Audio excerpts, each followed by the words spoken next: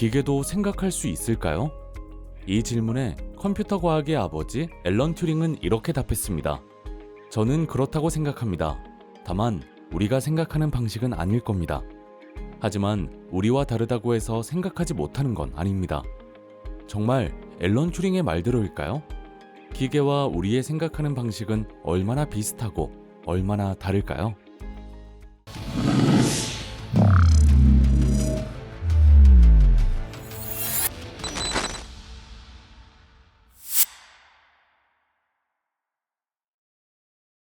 인공지능 현대적 접근 방식에서 저자는 현대의 인공지능에 대한 연구는 인간적인 사고와 행동을 하도록 개발하거나 합리적인 사고와 행동을 하도록 모형화하는 쪽으로 진행되고 있다고 말합니다. 어느 쪽으로 모형화를 하든 가장 중요한 점은 지능적 문제 해결 능력입니다.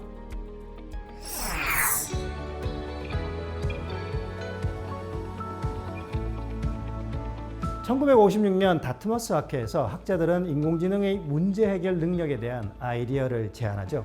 크게 세 가지로 분류할 수 있는데요. 탐색과 추론, 그리고 학습입니다. 탐색은 해답 가능성이 있는 모든 후보를 생성하고 표현한 다음 탐색을 해서 답을 찾도록 프로그래밍합니다. 추론은 인간의 지식을 기계가 처리할 수 있게 표현한 다음 추론을 통해 문제를 해결하게 하고요. 마지막이 학습입니다. 물론 각 방법론을 독자적으로 활용하기도 하고 융합해서 사용하기도 하죠. 탐색을 사용하는 AI로는 대표적으로 알파고가 있습니다.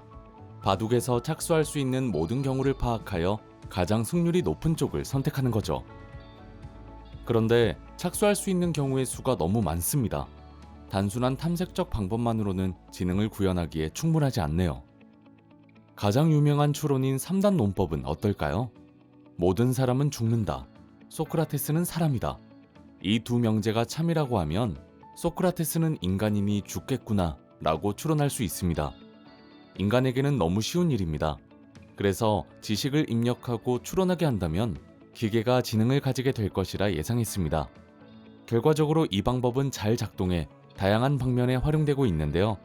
하지만 여전히 지나가는 개를 개라고 인식하는 직관의 역량을 만들기란 쉽지 않았습니다. 그렇다면 기계학습은 어떨까요?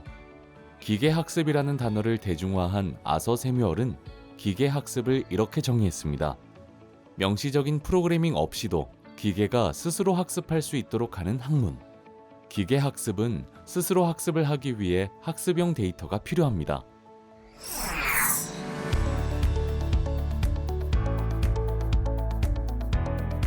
기계학습의 핵심은 학습용 데이터입니다. 학습용 데이터의 양이 많아지면 성능도 같이 좋아지죠. 고정적인 의사결정을 하는 프로그램과 달리 주어진 정보를 바탕으로 예측하고 판단할 수 있습니다. 규칙을 먼저 세우고 이 규칙에 따라 데이터를 입력해서 해답을 찾는 전통적 프로그래밍과는 조금 다릅니다. 달을 처음 본 아이가 저게 무엇이냐고 질문했을 때 달이라고 알려주면 아이는 그 모양과 형태가 달이라는 걸 알게 됩니다. 기계학습 알고리즘도 비슷합니다. 기계학습으로 말하자면 달의 실물이나 사진이 데이터이며 달이라는 이름이 라벨입니다. 기계학습에서 기계도 사람처럼 여러 번 반복해서 학습해야 합니다. 달의 모양이 바뀌면 다시 알려주어야 하고요.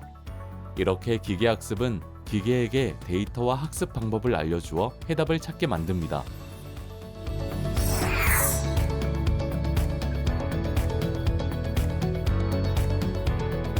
결론적으로 지능은 추론을 얼마나 잘 하는지에 달려 있다고 볼 수 있습니다.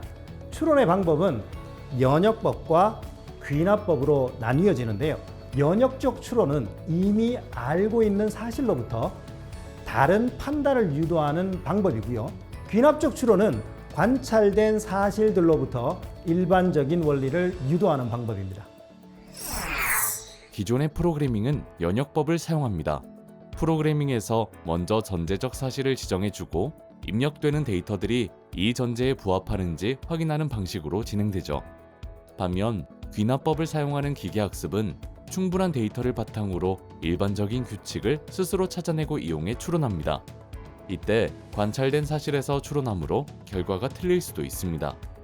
물론 충분히 학습을 한 기계학습 모델도 데이터의 정확도와 같은 이유 때문에 오류가 발생하기도 합니다.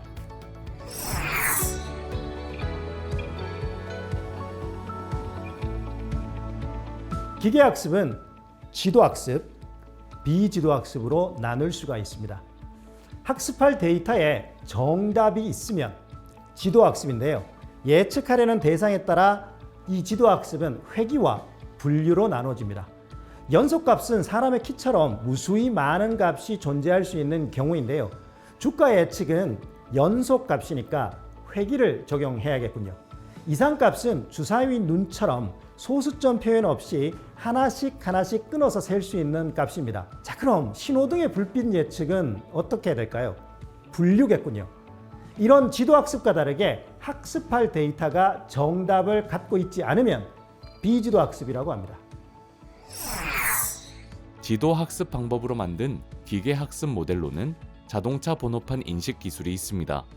자동차 번호판을 인식하려면 먼저 숫자와 번호판에 사용되는 글자를 충분히 데이터로 확보한 후 숫자 모양과 글자 모양을 학습합니다. 그럼 숫자와 일부 문자만 학습하면 될까요? 아니죠. 무엇이 자동차 번호판인지 찾을 수 있도록 번호판의 모양도 학습해야 합니다. 명확하게 학습할 수 있는 데이터는 필수입니다. 그렇다면 정답이 없는 비지도 학습은 어떻게 진행될까요? 예를 들어 OTT 사이트는 어떻게 영상 추천을 할까요? 나의 시청 습관을 정답을 가지고 분류한 걸까요? 그렇지는 않습니다. 내 시청 습관과 비슷한 다른 사용자들을 묶어 그들이 시청한 영상 중 내가 볼 것을 추천해주는 방식이죠. 이런 방식의 인공지능 모델은 정답을 가지지 않고도 비슷한 유형을 묶을 수 있습니다.